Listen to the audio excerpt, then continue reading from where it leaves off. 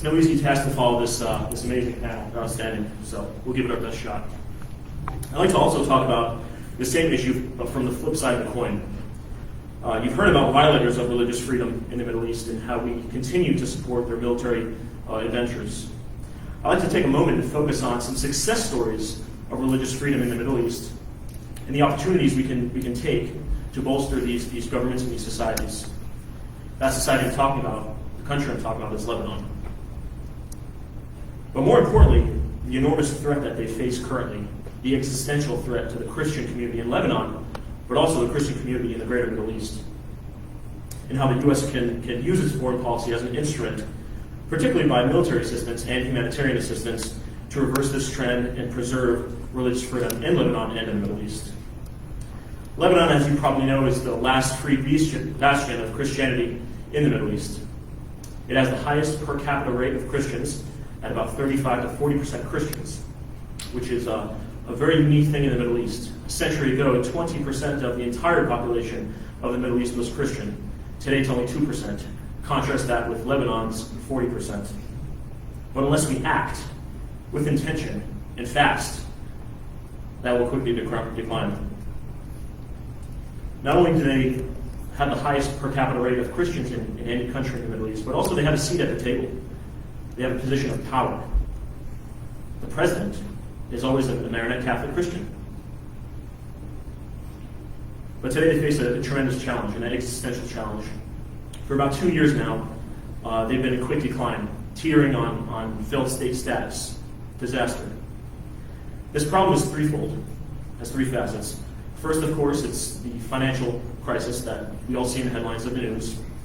Of course, we couple that with the political crisis. Ever since August of last year, we're approaching 1 year now, there's been no Lebanese government to speak of. And what is left of the Lebanese government is corrupt. They treat Lebanon as a for-profit business for their own profit at the expense of the Lebanese people. 60% of the Lebanese population is below the poverty line. The inflation has put people without food, without water, clothing, medicine. They can't even pay for a roof over their head. The runs on the banks make currency inaccessible completely, and what can be accessed or what can be kept under the mattress has lost 90% of its value. The crisis is real. The collapse of the state could come in weeks, possibly months, and that spells disaster for the Christian community in Lebanon and in the greater region. But in addition to that is the humanitarian crisis. All these issues, the political issues, the financial issues, conflicts, create a humanitarian crisis. As I said, people are without food and medicine. Exacerbating all these crises is the national security crisis. For the last 4 decades, Lebanon has been infiltrated by a cancer, by a tumor. Over the last 4 decades, that tumor has metastasized from a terrorist organization into a terrorist army and a quasi-government within a state. I can't stand it. That tumor, that cancer is called Hezbollah. We've all heard of it. They pitch themselves, they brand themselves as the sovereign state, as the guardian of Lebanese sovereignty. They've brought every mess that's come to Lebanon over the last 40 years has been brought by Hezbollah or through Hezbollah's fingerprints, with Iran backing them. The problems are many. In order to face these problems and address these problems, they must be triaged.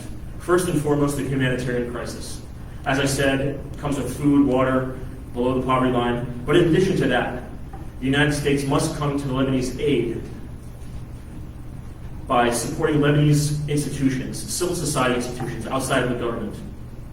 We're talking about Christian schools, hospitals, and other institutions. Not uniquely because they are Christian, although they are, but because they provide objectively the highest quality of education and healthcare in the nation. That benefits Christians, but also Muslims, Shiites, Sunnis, Druze, and all other religious communities in Lebanon. It's a unifying factor in the Lebanese society. Right now we see Lebanon falling apart, as we saw in the 70s and 80s, with each faction taking its corner. It's civil society, uniquely Christian civil society, schools and hospitals that bring them together, that offer a backbone, a unifying identity to Lebanese. In the midst of the madness and the dire circumstances in Lebanon, one voice has come to the forefront that has displayed wisdom, foresight, And that's the voice of the Maronite Catholic Patriarch, Cardinal Bragg. He's come forward and said, Lebanon will not continue as a unified state unless we proceed with neutrality, but not just neutrality, active neutrality.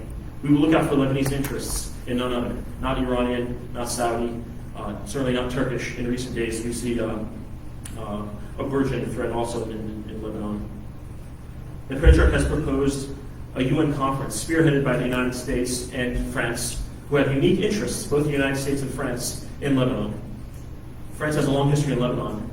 In fact, they played a critical role in founding Lebanon in 1920. Its raison d'etre, Lebanon's reason for being, was to be a home, a bastion of religious pluralism, and that's exactly the role it served for the last 101 years. So a unique interest lies in France. The United States, similarly. The United States' first military engagement in the Middle East ever was in Lebanon in 1958. And arguably, I would certainly say, it's been the only undeniable and unarguable success in the Middle East that the United States has embarked upon in Lebanon. So the United States certainly has an interest as well. But this idea of neutrality is not just a magic word, it's not just a magic theory that can come into existence just by willing it into existence, of course. It can only be secured by a credible deterrent, a military deterrent within its borders, a sovereign military force, and that is the Lebanese Armed Forces. Right now, the Lebanese Armed Forces is gutted in training, in materiel, that is to say, weapons of war, but also in personnel. The current financial crisis has not left the military rank and file unaffected.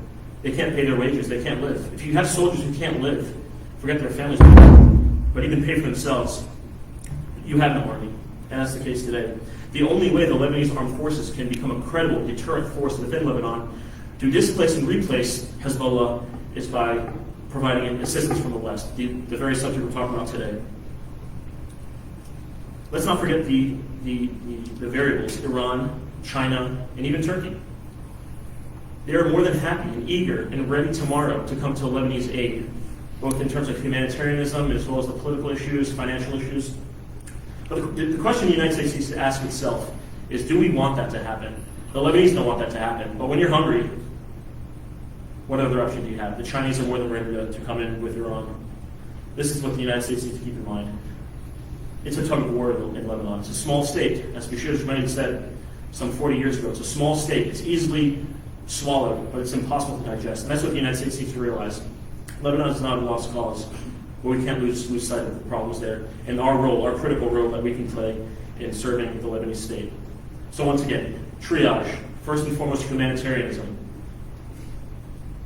Second is the political crisis, providing the political will to the leaders to come to the table, to put together a responsible, credible, technocratic government.